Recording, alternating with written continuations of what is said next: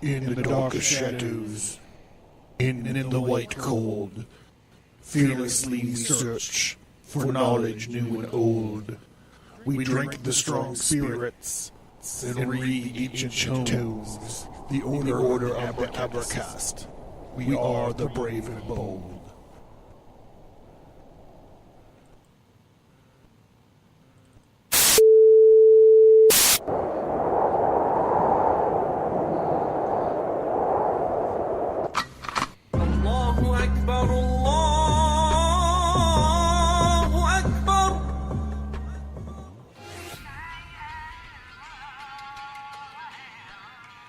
Stigmata Studios presents The Jinn Jihad. The Jinn Jihad kicks your face with myths, mysteries, epic battles, suicide bombers, quirky characters, and divine power armor. In this epic graphic novel, the warrior archangels descend on a city in chaos. It's all-out war. The non-standard assembly battles an ancient terrorist organization and their ultimate weapon, a corrupted, magically enhanced, unstoppable monster, the Jinn. This graphic novel is a wild ride. It's one part distant Arab myth, one part Old Testament angelic vengeance, and one part unique heroic tough guys. Available on Amazon. Get more info on the Jinn Jihad and other titles at stigmatastudios.com. From these considerations, it should be clear that do what thou wilt does not mean do what you like. It is the apotheosis of freedom, but it is also the strictest possible bond. It's from Liber 2, the message of the Master Therion. Yeah! Yeah! Come on, boy!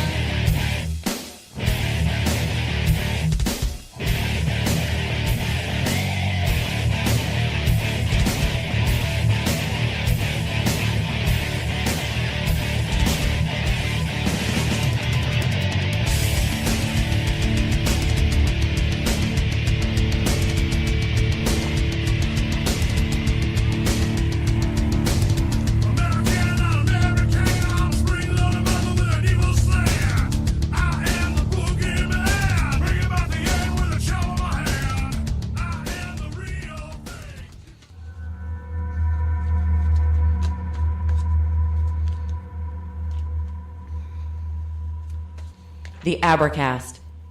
Occult. History. Conspiracy. Violence.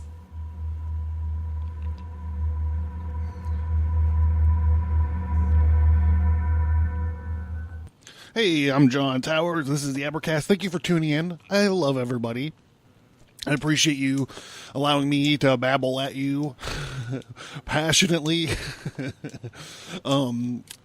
At you at least once a week about these weird topics or whatever. But so the cold open was from Liber 2, the message of the Master Therion, and folks out there that listen to that episode will know that I was quite taken with that passage, and I even stopped to question, to kind of sort out what I thought that it meant. And I said, maybe it was some kind of radical secular morality, or maybe some sort of responsibility. So this episode, we're kind of going to build off of that. So welcome. Thank you, guys. Come on in, make yourselves comfortable. Go ahead and get your mason jar out. Fill it up with the formula. You know the formula. The formula for weapons of mass distraction. So I encourage everyone to rate and review on iTunes or wherever you catch the show at. I appreciate it. I encourage everyone to check out the website, stigmatastudios.com or abercast.com. You can find the links to my social media there at the bottom of the page. So find me, suss me out. I'm more than happy to talk to you guys. Just one quick reminder about Patreon. The goal on Patreon is we're trying to get a Books for Soldiers thing together. So I'd like to encourage everyone to check that out. I'm terrified that people are not reading anymore. I guess that's part of the reason I do the podcast. But I just saw this video where they're walking around. They're asking just people on the street. It's one of those people on the street videos. And they're asking people like, hey, name one book. Or, hey, do you read a lot? Oh, yeah, I read all the time. Name one book. Okay, well, what's the last book you read? And it's just like how many people they can't get to fucking say that they've read a book, or they can't name the last book they read, or even any book in some cases. So here I am fighting the fight. But I got a good one for you. Today. If you guys like this topic, we've done a couple episodes that link into this. The Patreon account. Also, by the way, if you help me reach my goals, I got some great stuff. Speaking about reading, I got bookmarks. I'm working on t-shirts when we get some more steam going.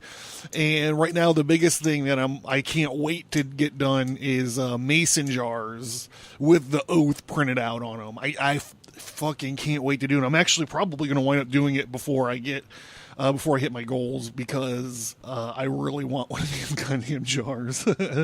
All right, so past shows that link into this, Babylon Working episodes, any of the Thelema episodes, that's the Book of the Law, the 3 Book of the Law episodes, the Liber 1, 2, and 3 episode, which we already mentioned, the Aeon of, or the Age of Aquarius, the Aeon of Horus episode, and if you want to dig deep, you could do the Goetia episodes.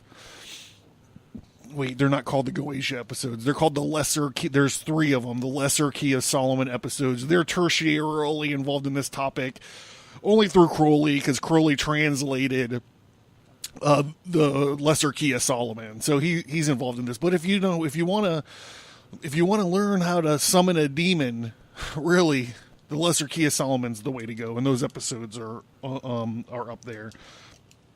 Before I get going too much further, would like to, let's see, where's it at? Shane Cobalt, 5-star review. Thank you, Shane Cobalt. Great podcast, great stories, very informative, very entertaining. Thank you very much. Great choice of subject matter. Thank you very much. And in-depth perceptions. I would suggest blah, blah, blah. Mexican Revolution, 5 stars, Randy.1M13, Mr. John Towers.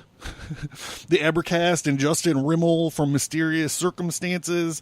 I, for one, want to tell you, thank you both for the joint podcast. It was fantastic. I really enjoyed each and every moment. The episode is one of many for the top of the list. Mr. Towers, Mr. Rimmel need or must join efforts more often. I always learn something or two, and I was not aware of, and I find you two gentlemen make a great team. Thank you very much, Randy. We feel the synergy too, so I think there's going to be some more synergistic. So there's going to be some more collaborations coming down the pipe. So thank you, Shane, and thank you, Randy. So I don't do like biography featurettes on the show. Like I won't do like a show just about like Aleister Crowley and like all the stories surrounding him. And I won't do a show about Jack Parsons and like featuring stories of his life, per se. Because I like to focus on the work that that people do. So, I'm not a biographical podcast. We look at the occult, history, conspiracy, and violence.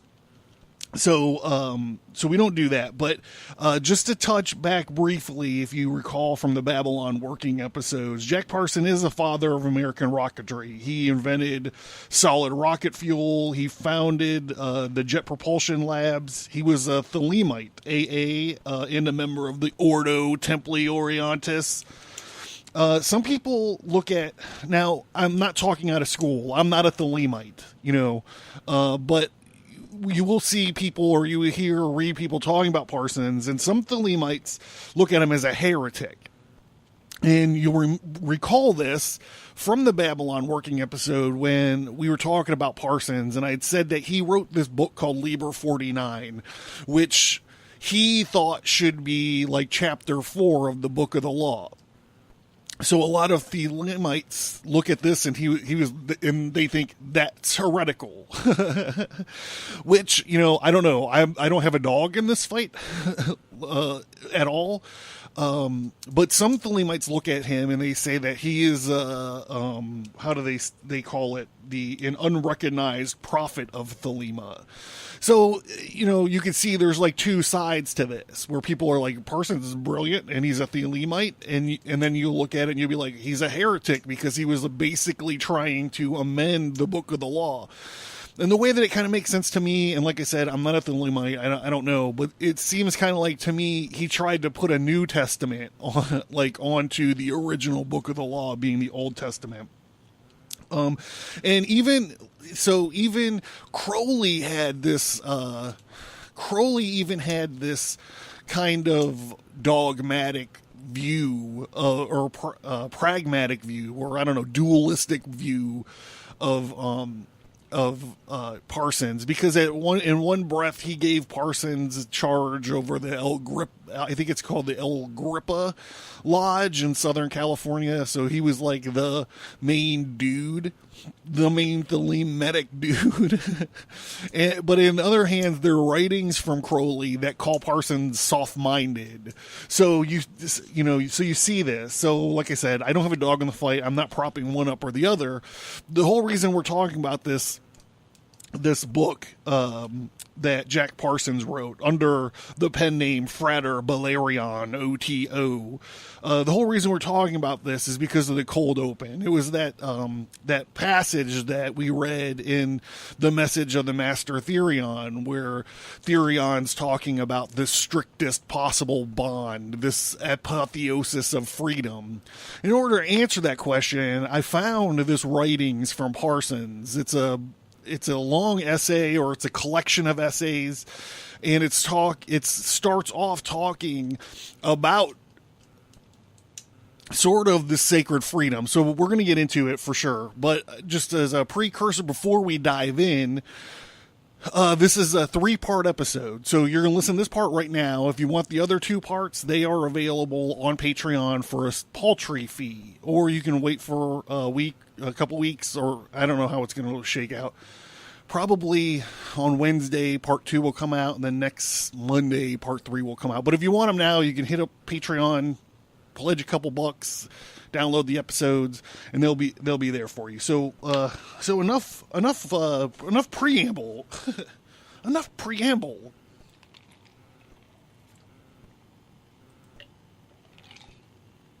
Ugh.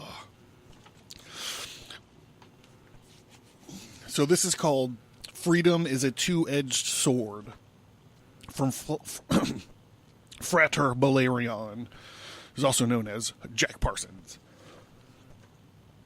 Chapter 1.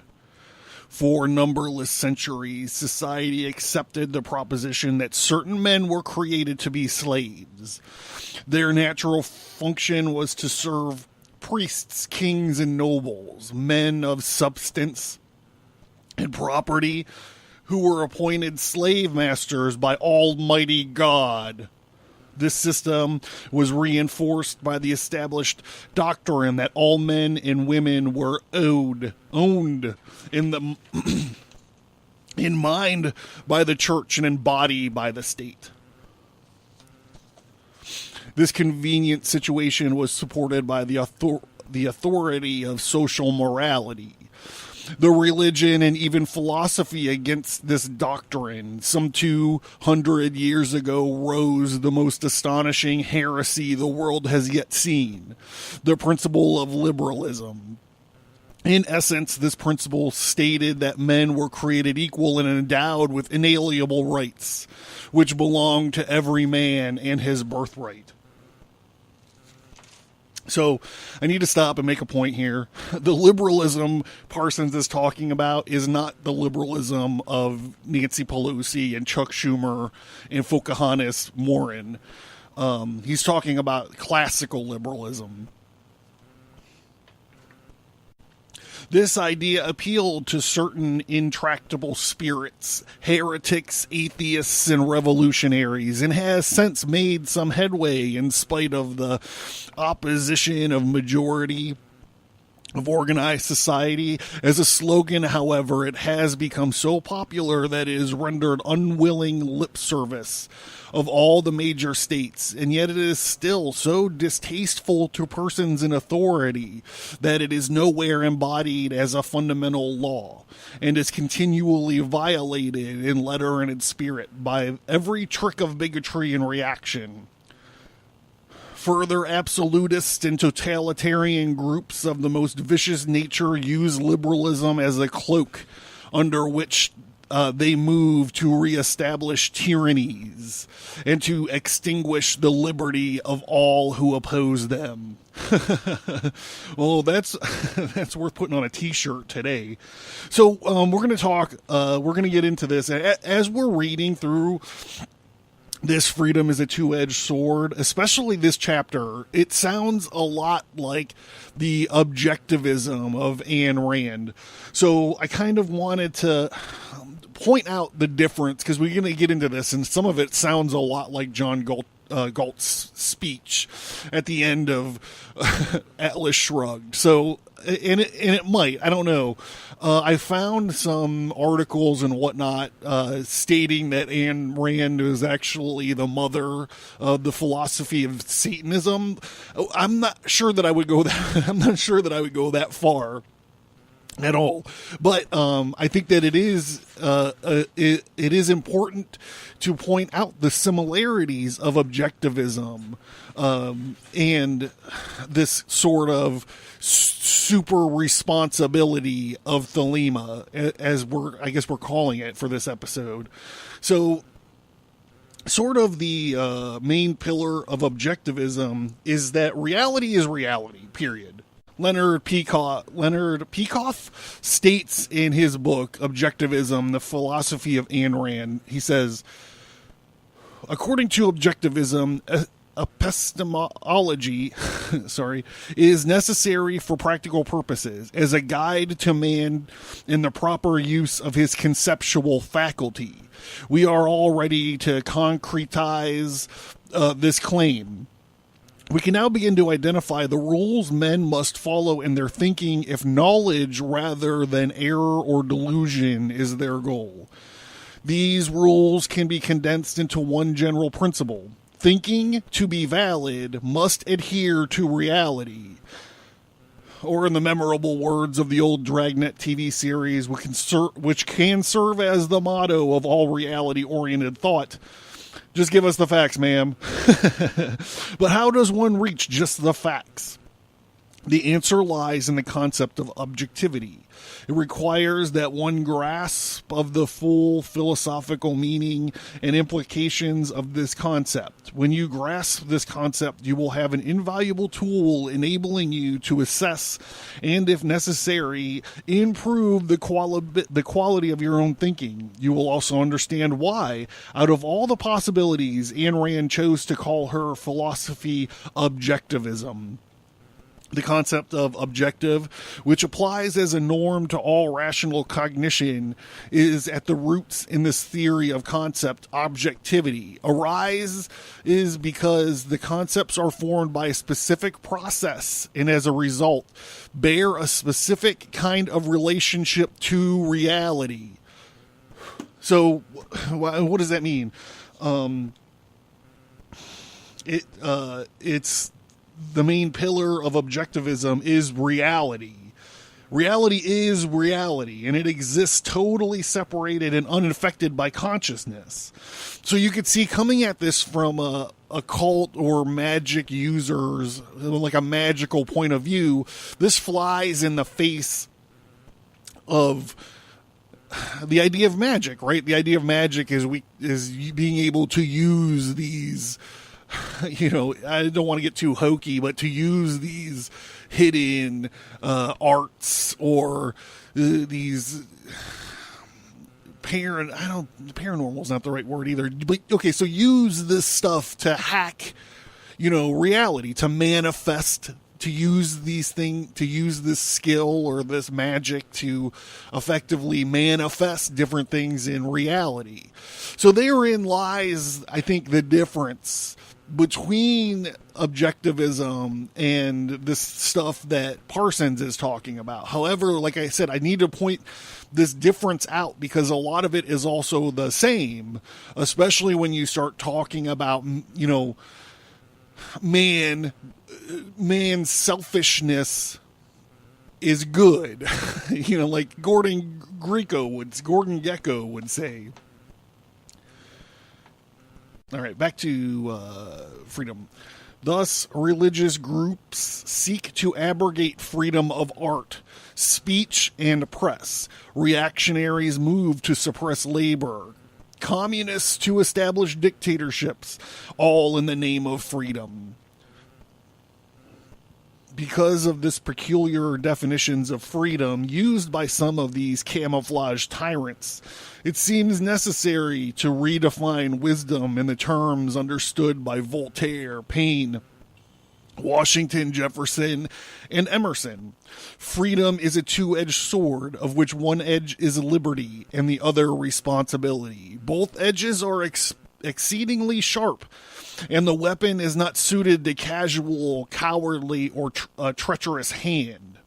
Since all tyrannies are based on dogma, and since all dogmas are based on lies, it behooves us to look beyond them, for truth and freedom will both be far away. And yet the truth is that we know nothing.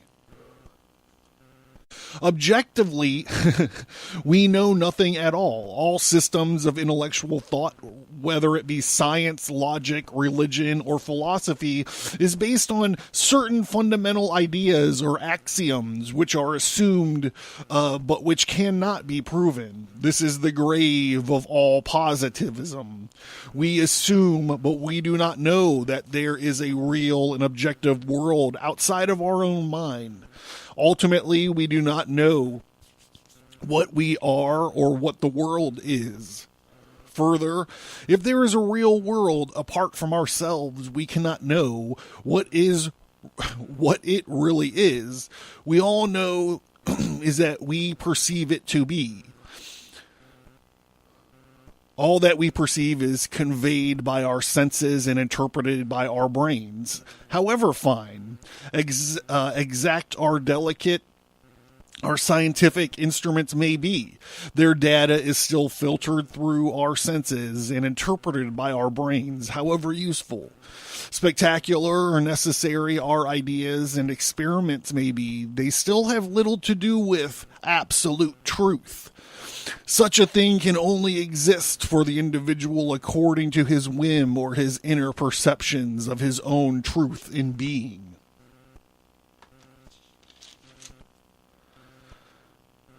Witches and devils of the Middle Ages were real by our own standards. Reputable and responsible persons believed in them, and they were seen in their effects observed by their accounted for a large body of otherwise inexplicable phenomenon.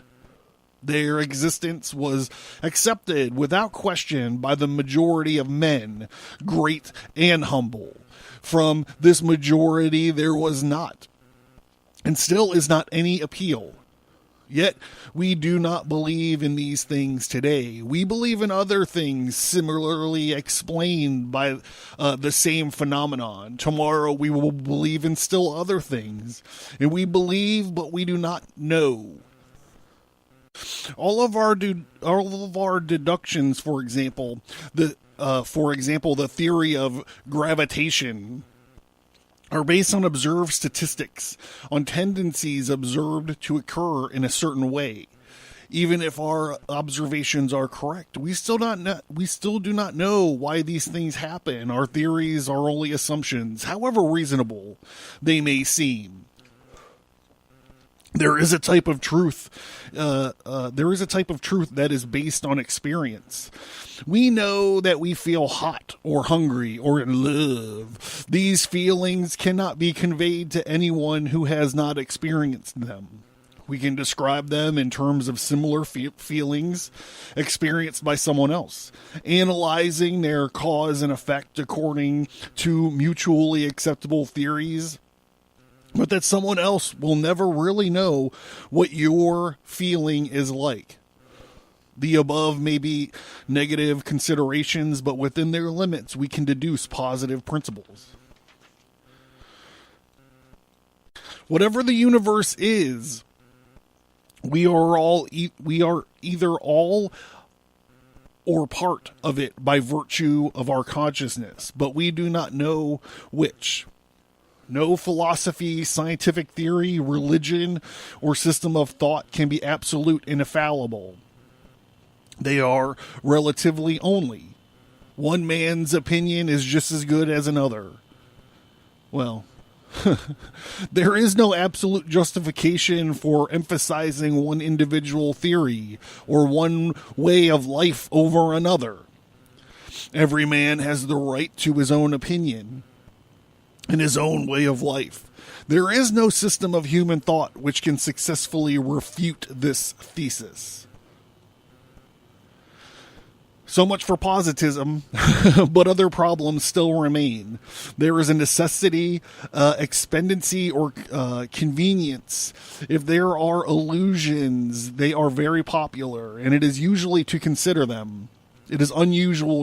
them. We might say that politics is concerned with necessity and expediency, whereas science is concerned with convenience. This is not intended to discredit science and reason in their proper spheres. Reason is one of our greatest gifts, the power that differentiates us from the animals. The science is our greatest tool, our best hope for building genuine civilizations. It is curious that this modern truism appears in this system of reasoning as a concession. In spite of its inestimable value, science is a tool that has nothing to do with ultimate truth. Herein is the danger of science. As a tool, it is so valuable, so useful, and so irresistible that we incline to regard it as the arbiter of the absolute, giving final and irrefutable pronouncement on all things. This is exactly the position that the pedant, the dogmatist, and the dialectical materialist would have us take. Then, posing as a scientist or propounding scientific doctrines, he can persuade us to accept his values and obey his orders. It's like Bill Nye. Today, the science must forever be free to overthrow its yesterdays. Otherwise, it will degenerate into ancestor worship. It is necessity that we defend freedom unless we all wish to be slaves. It is expedient that we achieve brotherhood unless we desire destruction, and it is convenient that we grant others the right in their own opinions and lifestyles in order to maintain our own.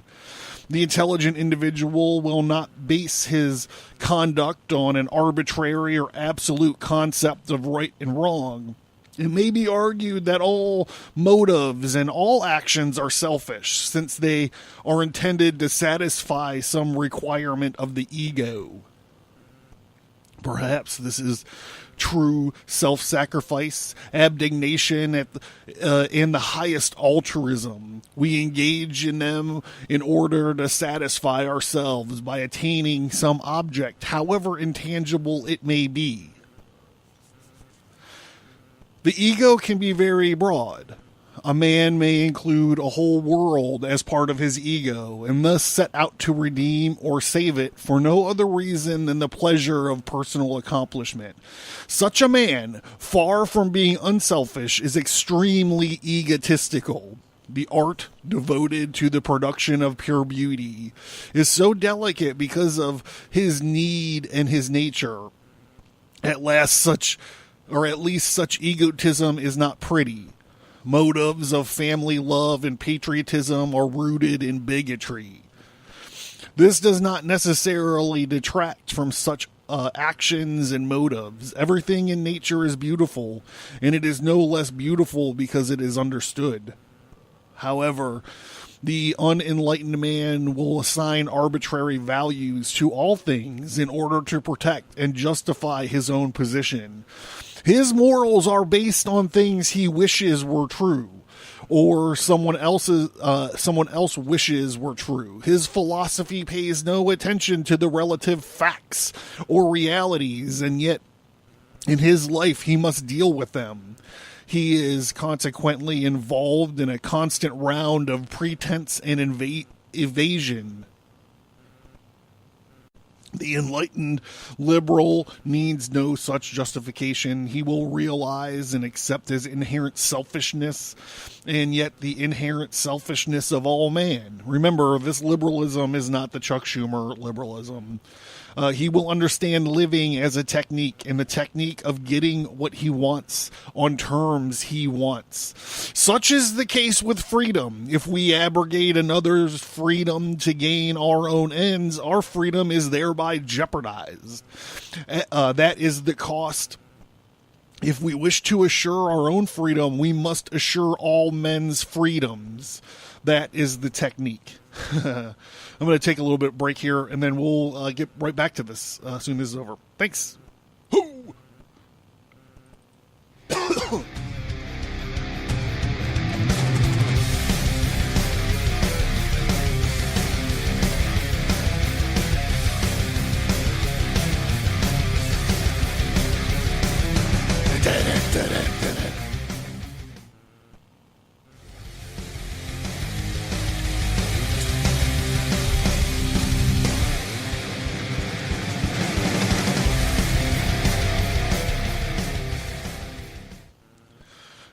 Thanks for sticking in there. Here we go. If a liberal were to develop two personalities, and one of these personalities were to establish a benevolent dictatorship, while the other continued his liberal activities, it would only be a matter of time before he kills himself.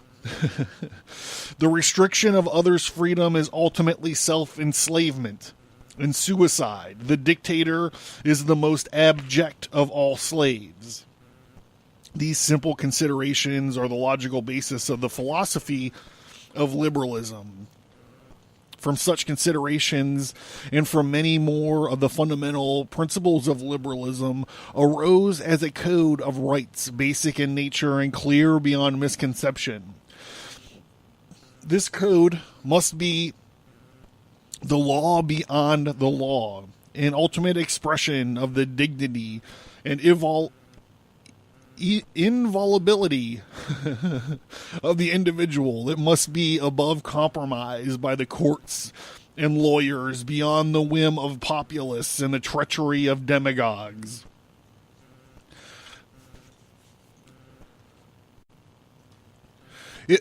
I'm reading in my spare time. I'm currently reading 5,000 Year Leap, and this also sounds a lot like 5,000 Year Leap. It's interesting. It takes the 28 principles of, of freedom. It talks a lot about where the founders got these ideas that they used, and how, for the first how many ever thousands of years of civilization, there were slaves and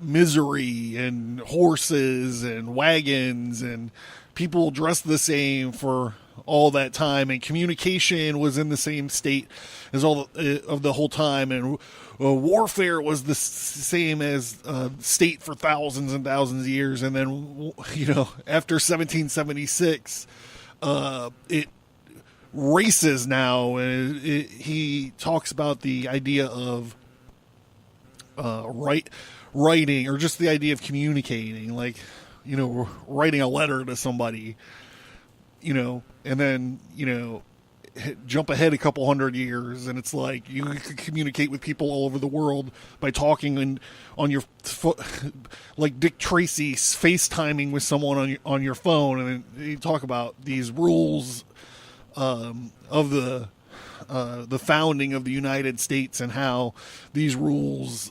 stimulates the creativity and allows men their potential, and stimulates these gigantic leaps in these fields. And you want to talk about communications, and let's just talk about warfare. For hundreds of years, it was people wielding sharp poles at each other and stuff, and then nowadays, like, it just within a few couple muskets and stuff, and then in a few couple hundred years, and it's just like drone attacks, nuclear weapons. It's just like how this country just creates this it just pushes all these creative boundaries. It's interesting. We're probably going to wind up, I'm probably not going to wind up doing a show all on the 5,000 year leap, because there's a lot of God stuff. Like, maybe we'll focus on one or two things, but that's what this reminds me of. This last paragraph that I read. It must be the epitome of, back to this, freedom is a two-edged sword. It must be the epitome of a man's aspirations towards liberty and self-determination. A canon so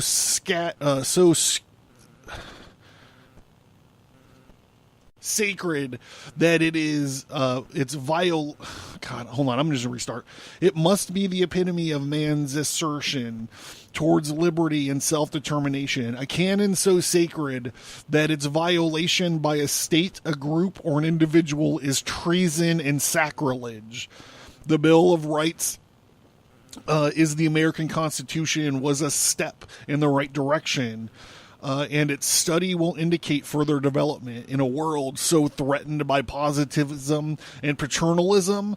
This doctrine is limited in both scope and application to permit such violations of liberty as the late National Prohibition Act, the Draft Law, the Closed Shop, the Mann Act, the Censorship Law, anti-firearms laws, and racial discrimination.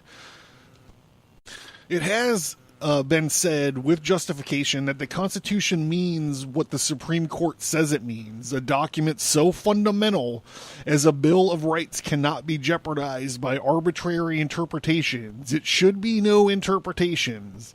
It must apply equally to the national state, the federalized state, the country's municipalities, official agencies, and the private citizen.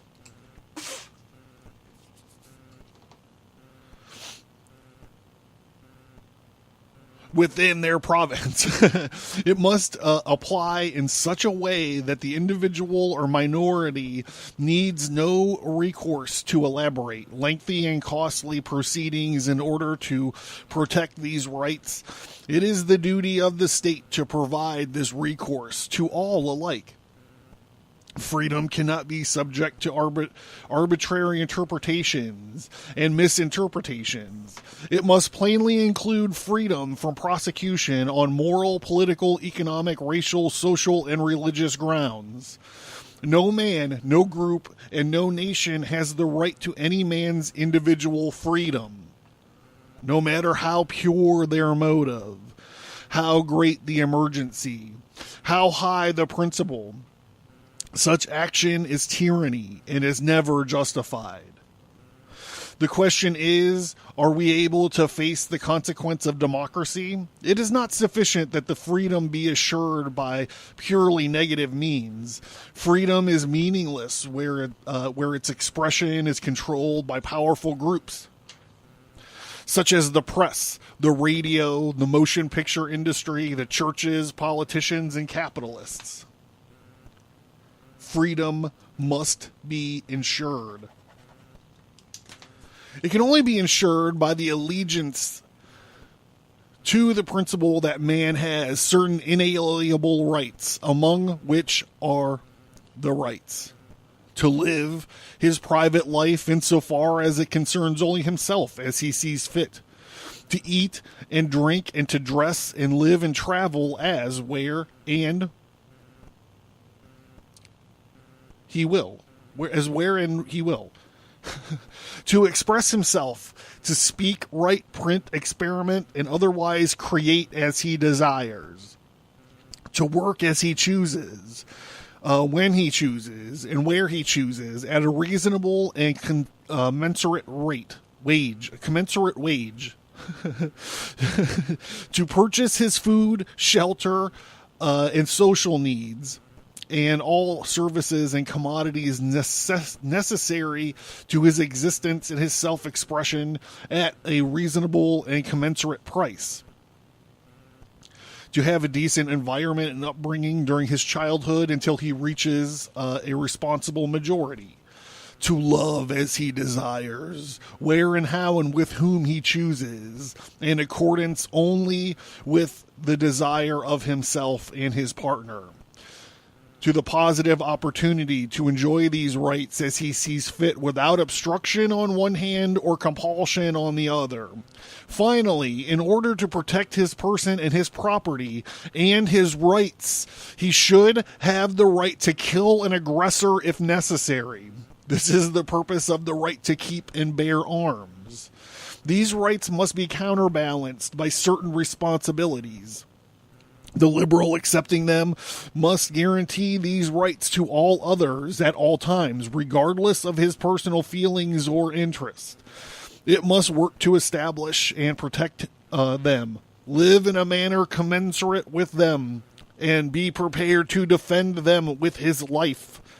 He must refuse allegiance to any state or organization which denies these rights, and he should aid and encourage all who, without qualification or evocation, endorse them. He must refuse to compromise these principles on any issue for any reason. Nothing short of such a commitment will assure the survival of liberty or democracy of society itself. Liberalism is not only a code for individuals and their state. It is the only possible basis for future international civilization. However, these principles will be only rhetoric unless they are revered and protected by those whom they apply. They must be interpreted and applied with understanding and sympathy, with humor and tolerance. Sentimentality or hysterics are not needed in their application or their defense. Insufferable demagogues of high principle are sufficiently numerous as it is. It must also be understood that we cannot force man's rights upon him. Man has the right to be a slave if he so desires. If he does not assert and defend his rights, he deserves slavery. Whew. That's heavy. The person who is tyrannized by his family, his peers, by public opinion or slave morality, providing he is free to leave their influence or to challenge it, is worthy of his condition. His protestations are those of a hypocrite. Freedom, like charity, begins at home. No man is worthy to fight in the cause of freedom unless he has conquered his internal drives. He must learn to control and discipline the disastrous passions that would lead him to folly and ruin. He must conquer inordinate vanity and anger, self-deception, fear, and inhibition. These are the crude ores of his being. He must smelt these ores in the fire of life, forge his own sword, temper it temper it, and sharpen it against the hard, abrasive experience. Only then is he fit to bear arms in the larger battle. There is no substitute for courage, and the victory is to the high-hearted. He will have nothing to do with asceticism or the excess of weakness. Self-expression will be his first watchword. A self-expression tempered, keen, and strong. First, he must know how to rule himself. Only then can he cope with economic pressures which are employed by institutions and corporations, or the political pressures employed by demagogues. He may then find himself in a difficult predicament if he calls himself a liberal. He discovers that he is supposedly committed to a policy of accommodation with the Russian government. If he opposes a pro-Soviet policy, he is welcome to the camp of the Catholic Church and the Manufacturers Association. If he eschews both camps, he is condemned for a lack of principle. If he should support the rights of the working man or minority and racial groups, he is a red. If at the same time he believes in the constitutional government and individual rights, he is also a fascist. It's like he's writing this yesterday. Many liberals are familiar with the situation, but few seem to have deduced the conclusion. The difficulty lies in the confusion of the rights of the individual in relationship to the responsibilities of the state. It is a sad comment on our mentality that the social reformer subscribes to total regimentation while the alleged individualist propagandizes for total irresponsibility. The rights of the individual can be clearly defined. His responsibility vis-a-vis the responsibilities of the state can be clearly defined. The individual's rights end where the next man's begin, and the function of the state to ensure equal rights to all. But in the absence of social devotion to the true principles of liberalism, positivists have usurped its name and even its phrases in order to propagandize their various totalitarianisms. Can I get an amen? This process has been aided by the faction of pseudo-liberalism, which believes that all opinion contrary to its own must be suppressed. Can I get an amen? I'm turning into a Parsonite. As I write, alleged liberal groups are agitating for the denial of public forums to those they call fascist. The Americans, so when does he write this? This was written in 46. Okay, so let's put this in a context here. Ayn Rand's Fountainhead was written in 43. Well, it was published in 43. Freedom is a Two-Edged Sword was written in 46. And then Atlas Shrugged was written in 57. All right.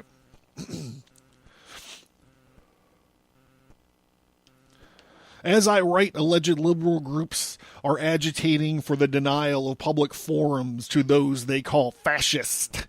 Americanism societies are striving for the suppression of communist or red literature and speech.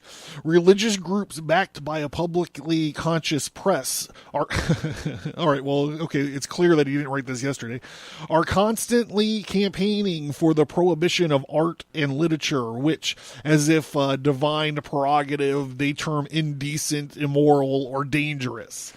It would seem that all of these organizations are devoted to one common purpose: the suppression of freedom. Their sincerity is no excuse. History is a bloody testament that sincerity can achieve atrocities, which cynicism could hardly conceive. Each of these groups is engaged in a frantic struggle to sell out, betray, or destroy the freedom which was their birthright. and which alone assure their present existence. Freedom is a two-edged sword. He who believes that the absolute rightness of his belief is an authority to suppress the rights and opinions of his fellows cannot be a liberal. This is not Bill Clinton liberalism. Liberalism cannot exist where it violates its own principles. It cannot exist where the emergency monger or the utopia salesman can obtain a suspension of rights. Whether temporary or permanent, liberty cannot be suppressed in order to defend liberalism. If we are to achieve a democracy, the rights of the individual and the responsibilities of states must openly defined and ardently defended. It is inconceivable that men who have fought and died in a war against totalitarianism did not know what they fought for. It seems a fantastic joke that the institution they believed in and defended have turned, like a nightmare, into homegrown tyrannies. A generation went down in blood and agony to make the world safe. But the evil that makes the world unsafe still goes undefeated, plotting new sacrifices of misery and blood. The guilt lies not entirely with the warmongers, plutocrats, and demagogues. If the people permit exploitation and regimentation in any name, if they deserve their slavery, a tyrant does not make his tyranny. It is made possible by the people and not otherwise. Much of our modern thought is characterized by pretense and evasions, by appeals to ultimate authorities, which are non-liberal, superstitious, and reactionary. Often we are not aware of these through these thought processes. We accept ideas, authorities, catchphrases, and conditions without troubling to think or investigate, and yet these things may conceal terrible traps. We accept them as right because they have surface-level agreement with the things in which we believe. We welcome the man who is for liberalism against communism, without troubling to inquire what else he is for or against. In our blindness, we leave ourselves open to exploitation, regimentation, and war. Tumultuous developments in science and society demand a new clarity of thought, a re-examination and a restatement of principles. It is not sufficient that a principle is sacred because it is time-worn. It must be examined, tried, and tested in the crucible of our present needs. In our law, in our social and international relationships, we are guilty of a myriad of barbarisms and superstitions. These injustices continue and proliferate because we have become used to them. We have lost our freedom through tolerance and inertia. The principle we have developed herein is simple. The liberty of the individual is a foundation of civilization. No true civilization is possible without this liberty, and no state, national or international, is stable in its absence. The proper relation between individual liberty on the one hand and social responsibility on the other hand is a balance which will assure a stable society. These only other road to social equilibrium demands the total annihilation of individuality. There is not further evasion of nature's immemorial ultimatum, change or perish, but the choice of change is ours. Woo! It was almost by accident that I did this for 4th of July, the week of 4th of July. Anyhow, so that was the first chapter of Freedom is a Double-Edged Sword. You could check episode 2 out. I should say part 2 of this out on Patreon right now.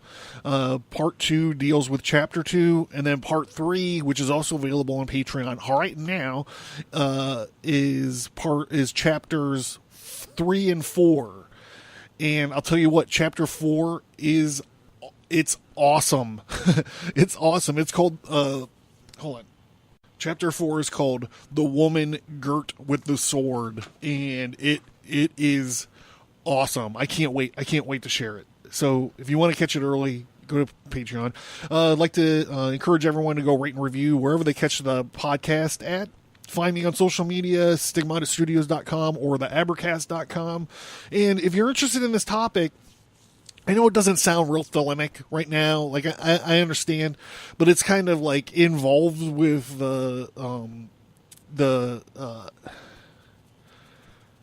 Liber's 1, specifically Liber's 2 and Liber 3. So, if you're interested in those, check out those other episodes that I mentioned. And then, you got 2 more episodes on the same topic coming up. So thank you guys very much. This is Soda Jerk, and of course it's the fucking fight song. And thank you guys again so much. I so appreciate you listening to the show. Here you go.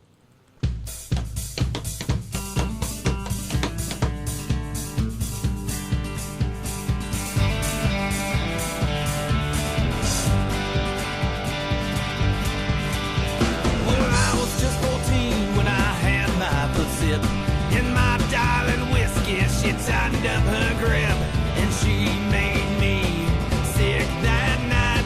I knew that the whiskey would take up my life. Well, I stand a full 2 inches below 5'9", and every guy here wants to take me alive. So I'll take a shot of whiskey and punch out their lights. The whiskey, it make me wanna fucking fight. I fucking fight. Fucking fight. The whiskey, it make me wanna fucking fight.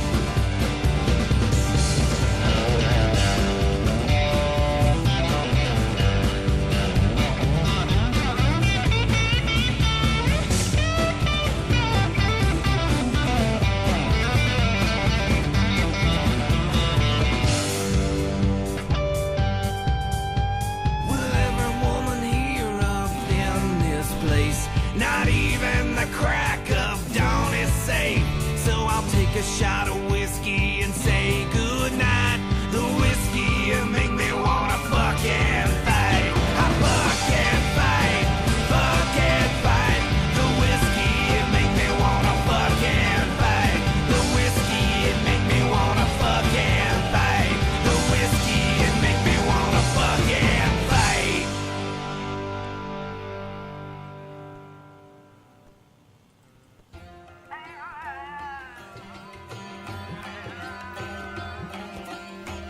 Stigmata Studios presents The Scorpion Strikes. In this comic book, a terrorist called the Scorpion is transported to a secret CIA prison. He quickly turns the tables on the guards and administrators and releases the prisoners. A well-armed anarchist called Constituent Zero assembles a team and fights to take the prison back. This story is a dark political action thriller. The Scorpion's actions set the stage perfectly for the Jin Jihad. Available on Indie Planet. Get more info on The Scorpion Strikes, the Jin Jihad, and other titles at stigmatastudios.com.